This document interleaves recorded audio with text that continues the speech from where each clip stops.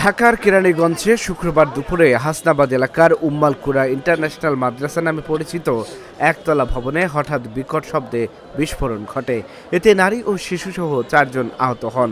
ঘটনাস্থলে অভিযান চালিয়ে পুলিশ ককটেল, দাহ্য কেমিক্যাল এবং বোমা তৈরির বিভিন্ন সরঞ্জাম উদ্ধার করে। স্থানীয় বাসিন্দারা জানান, দুপুরের দিকে হঠাৎ বিস্ফোরণের শব্দে পুরো এলাকা কেঁপে ওঠে। মুহূর্তের মধ্যেই ভবনটি উড়ে যায়। এমন ভাবে রূপ দেখাইছে তারা, আমরা তো মনে করছি হুজুর হজে যায়, মাদ্রাসা পড়ায়, অনেক ভালো ভালো দেখি তো ওনাদের দিছে, কিন্তু ভিতরে যে ওদের মধ্যে যে একটা রহস্য আছে এটা তো আমরা জানি না। আমরা আসতাম, সবকিছু দেখতাম, কিন্তু কিছুই দেখতাম না।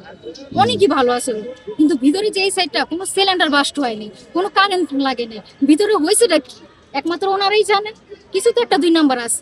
তাইছে পরে আমি ওই পারে আইসা আধা ঘন্টা পরে আইসা দেখি যে বিল্ডিং এর অবস্থা খুব খারাপ। সাইডে গেলাম, ভিতরে ঢুকবার চেষ্টা করলাম, পরে পুলিশে ঢুকবার না করলো। পরে দেখলাম যে কেমিক্যাল জাতীয় দ্রব্যমূলক জিনিস আছে এবং কম্পিউটার, হার্ড ডিস্ক এগুলো সবই আসলো। এগুলো থানায় নিয়ে গেছে, প্লাস তুলা পাওয়া গেছে এবং ওখানে যে কিছু একটা টেস্ট করছিল এই জাতীয় কিছু পোড়া পাওয়া গেছে এবং কেমিক্যালের গন্ধ আছে।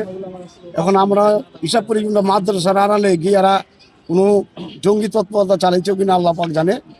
আমার মনটা হয় যে এটাই হবে, নাহলে এইভাবে ওয়াল বাস্ট হয়ে যাওয়া কথা না। আইসা আমি ভ্যানের সামনে দাঁড়িয়েছি, দাঁড়ানোর পর 1 মিনিট এখানে দাঁড়িয়ে নেই, দেখলাম দিন করে একটা আওয়াজ এলো। আমার সাথে সাথে আমার মাথার ভিতরে কি একটা পড়লো, আমি নিজে করতে পারি না করতে পারার পর আমি কায়দা করে গেছি।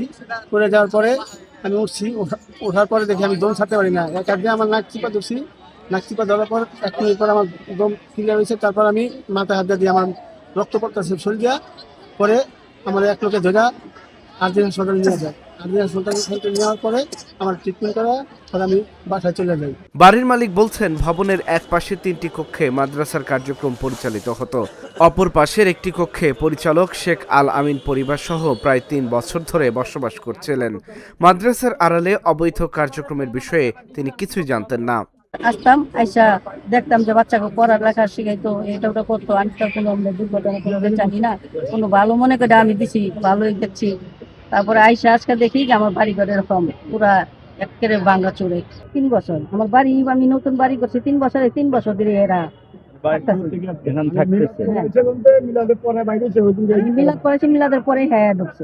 দক্ষিণ কেরানীগঞ্জ থানার ওসি সাইফুল ইসলাম আলম জানান, ঘটনাস্থলে বোম ডিসপোজাল ইউনিট ও ক্রাইম সিন ইউনিট কাজ করছে। অভিযান চলাকালে ককটেল, দাহ্য পদার্থ ও বোমা তৈরির সরঞ্জাম উদ্ধার করা হয়েছে।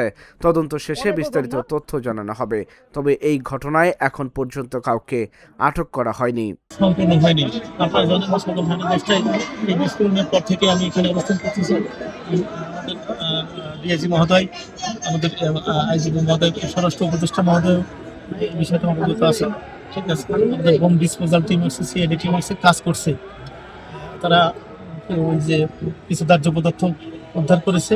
এখনো বোম ডিসপোজাল টিম আইডেন্টিফাই করতে পারছে না যেগুলো আসলে কোন পদার্থ। এই যে ককটেল উদ্ধার, ককটেল সাদৃশ্য আমাদের কয়েকটি ককটেল সাদৃশ্য বস্তু উদ্ধার করা হয়েছে।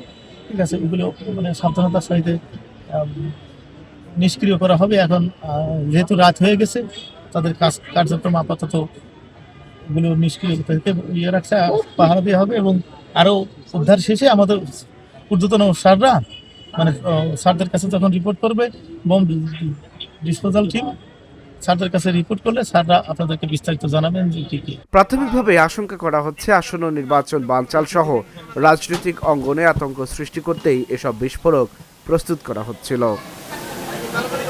Dhaka channel news desk.